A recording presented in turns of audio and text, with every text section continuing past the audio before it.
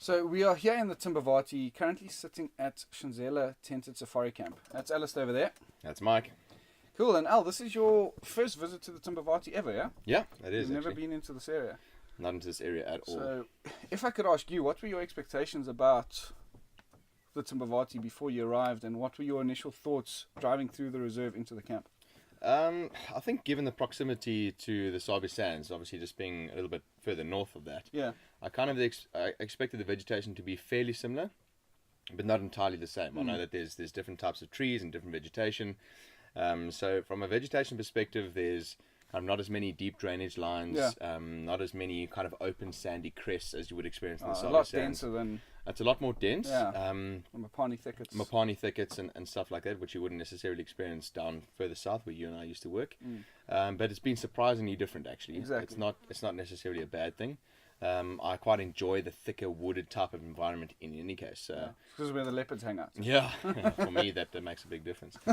Nice. But yeah, I think I was pleasantly surprised.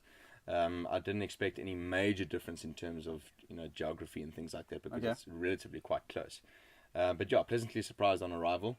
Thank goodness I was following Mike because I wasn't quite sure of the way here. So Yeah, it is pretty. Well, obviously, if you were driving by yourself, there's boards along the main roads that will direct you to the camp. So yeah, if you're ever traveling into Shindzela or in the Timbavati, yeah, it is well marked off.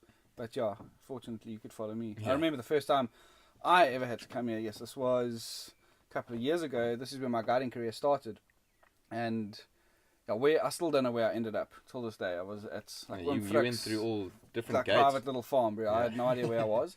Yeah, I went through a gate that had a chain on, but the lock wasn't locked, and I got to the next gate, and there were like 20 locks on them, chained. So I thought maybe it's not a good idea trying to get in here. So I think called the owners and finally found the place. So, but that was way back before there were any signboards in the Timbavati. It was a mess. But obviously, I was also blown away when I walked into the camp a couple of days ago because of all the revamps. Yeah. And what was I'll explain to everyone now what the changes were, but what were your initial thoughts on arrival at the camp, walking into the lodge? And so when I heard tented camp, obviously you think rustic tents on the ground, fairly close together. Yeah. And I arrived and I was completely blown away. You've got this beautiful main entrance to the lodge, and as Mike would explain, you obviously saw a very different Shindzela to what you've experienced previously. Yeah. But for me, arriving first time, I was completely blown away by this amazing kind of lodge entertainment area with deck dining chairs and a bar and a welcome lounge and everything. So that was quite surprising.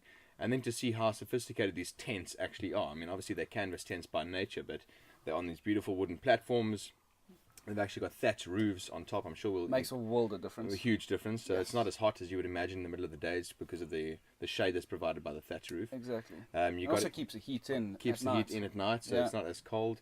It's very spacious. They're much bigger than what I anticipated. So either one double bed or two single beds. Yeah. And your own ensuite bathroom with toilets and shower and running water and sink and mirror. So it's pretty sophisticated camping. Good setup, eh? Yeah, very good setup. So that I was really impressed with.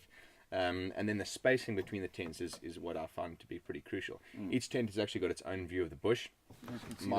Myself and Mike's have got a lovely view of the drainage line just behind us, and others have got views of kind of the dry riverbed and the entrance area into the lodge. So each tent has got its own magnificent little view, and that just adds to the whole atmosphere of staying in a tented camp. Definitely. What I really like is these fly sheets that can roll up at night, and so you literally feel like you're part of the bush. It feels like you're sleeping outside because the every noise, every crack.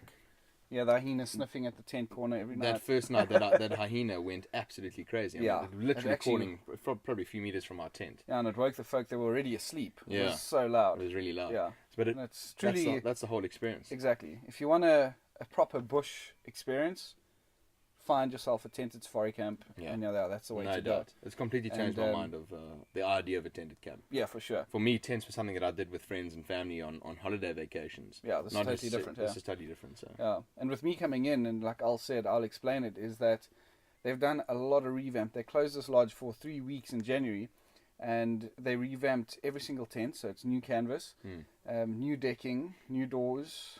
The doors can actually lock now properly. The new showers, everything has just been set up perfectly. But the main area, I am absolutely blown away. It used to be this old wooden deck. It was quite, when the weather was bad, was quite crammed in there. When this lodge can sleep 16 people. So yeah, when it's pretty full and the rain comes down and all the tables in there, yeah, it's pretty tight. Yeah. So now what they've done, they've extended the deck. There's no more wooden decking. It is all screeded flooring. Absolutely beautiful. More furniture, a better bar setup, better stools at the bar. And yeah, I'm absolutely blown away by this place now. Yeah. And like you mentioned before we started this, you can stay here for months. Sure, easy. And it definitely is comfortable, and food is great. Yeah, food's great. Really healthy, home-cooked meals. How was that pork on the first evening? Yeah, proper. And last night's tomato soup? Yeah. Yes. Yeah. Yeah, Mike was going on and on about the soups until we arrived, and I tried them for myself, and the soups are awesome. Very, very great. And yeah, the guides as well, they do a great job taking us out into the field twice a day. And game viewing wise, coming out of the sands, what were your first impressions? Look, in terms of the density of game viewing, particularly cat viewing, lion and leopard viewing in the Sabi Sands, is really tough. You can't really compare that anywhere. It's tough to beat. So it's difficult to draw a comparison to that. But generally, I think density of game is roughly the same. But as I said, obviously the thickness of the bush in this area might lead to you experiencing slightly less than you would in the sands. Yeah. But I haven't really experienced that as of yet. I mean, the sightings that we've had so far have been pretty good. We've still got quite a few days to go, and I would imagine that the sightings are going to pick up quite nicely. So. Oh, definitely. Yeah. There's always something special hiding in the Timbavati's yeah. thickets, and yeah, we just have to find it. And from my experience, just to drive around and experience different areas is great. It is cool. So. It is really, really cool. And sitting in just after breakfast, helping the guests with Lightroom and things like that, massive elephant bull comes into the watering hole. Yeah. Cool thing about this camp is that there's no fences. And when we say it's an unfenced camp, it means that there are no fences blocking off the wildlife moving through. So every morning when you wake up, I don't know if you've noticed, I always have hyena tracks around my tent. Yeah. Obviously you hear them everywhere. But as I used to guide you, yes, we used to have major herds of buffalo, 1,000 buffalo sleeping in the camp. Yeah. Elephants moving through every night, feeding in the camp.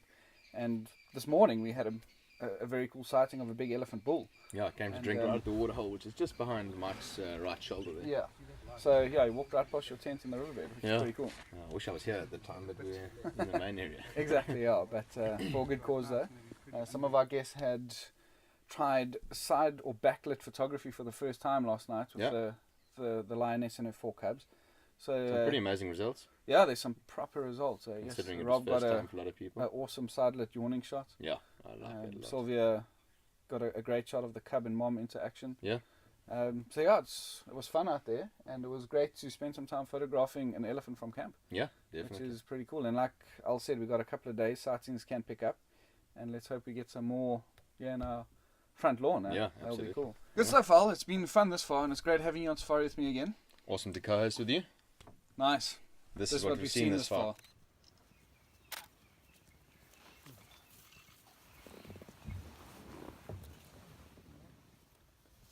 That's it.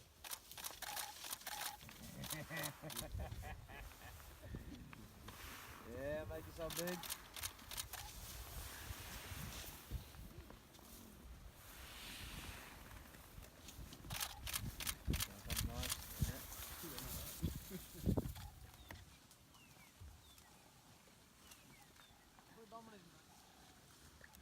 They can drink up to about 200 liters at one time like this, especially if they haven't drunk the whole day.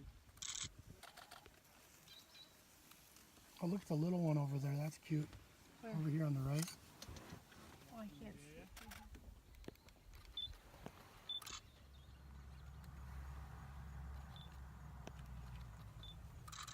That was beautiful.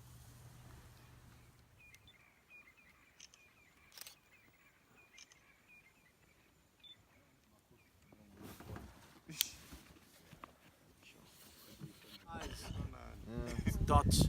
See that? Can't bite you. See that? It's got a small mouth. Can't bite. Let's have a look for you. So this is quite a nice big one as well. Look at that. The smaller they are, they get more grey, black in colour.